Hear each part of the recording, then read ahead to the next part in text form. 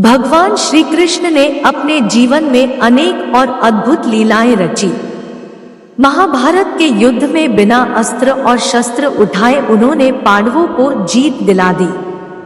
भगवान श्री कृष्ण की लीलाओं में से एक बहुत ही अद्भुत लीला उन्होंने युद्ध के दौरान रची, जिसे शायद आज बहुत कम लोग ही जानते होंगे।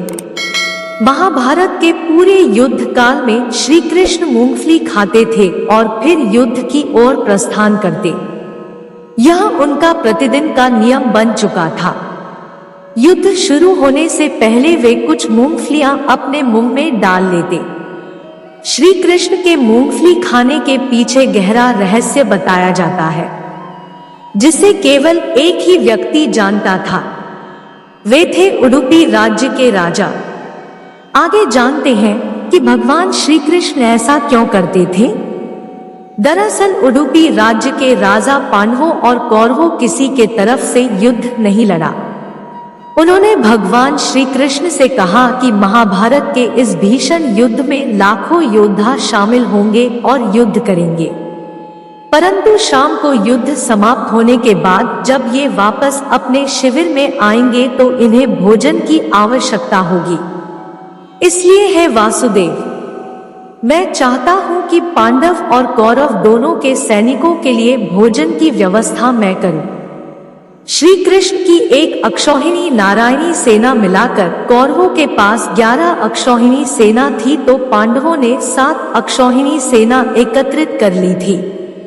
इस तरह सभी महारथियों की सेनाओं को मिलाकर कुल 45 लाख से ज्यादा लोगों ने इस युद्ध में भाग लिया था। अब सवाल यह उठता है कि इन 45 लाख लोगों के लिए भोजन कौन बनाता था और कैसे यह सब प्रबंध करता था।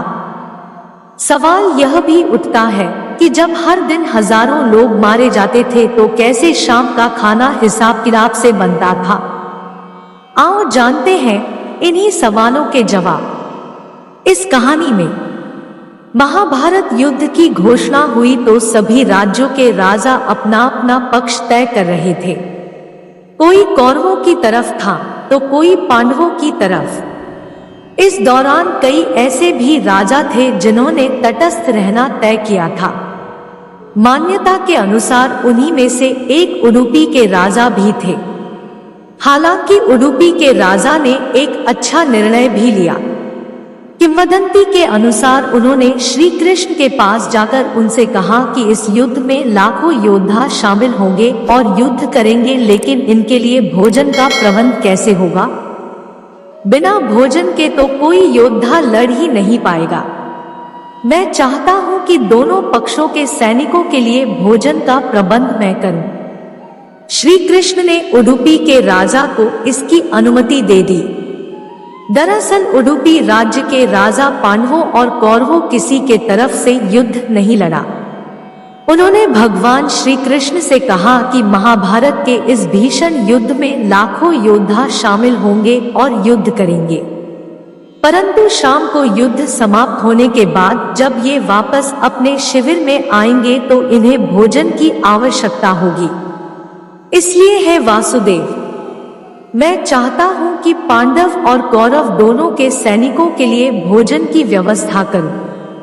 राजा की बात सुनकर भगवान श्री कृष्ण बहुत अधिक प्रसन्न हुए और उन्होंने राजा उडुपी को ऐसा करने का आदेश दे दिया।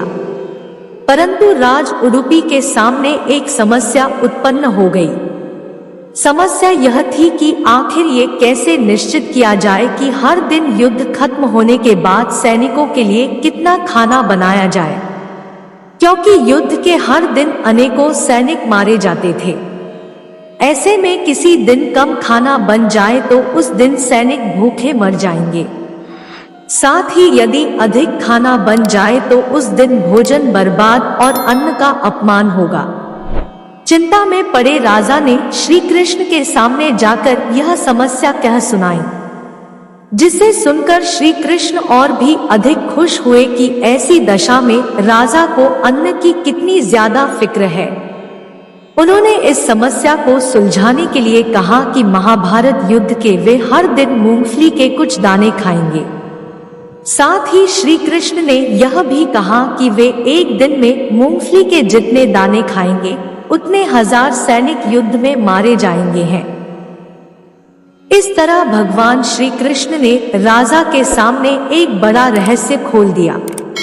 महाभारत में भगवान श्री कृष्ण की उपयुक्त कहानी से हमें यह शिक्षा मिलती है कि हमें किसी भी तरीके से भोजन की बर्बादी नहीं करनी चाहिए। आशा है आपको कहानी पसंद आई होगी। ऐसे ही महत्वपूर्ण कहानी एवं जानकारी के लिए हमारे चैनल को सब्सक्राइब एवं लाइक करें। वीडियो देखने के लिए धन्यवाद।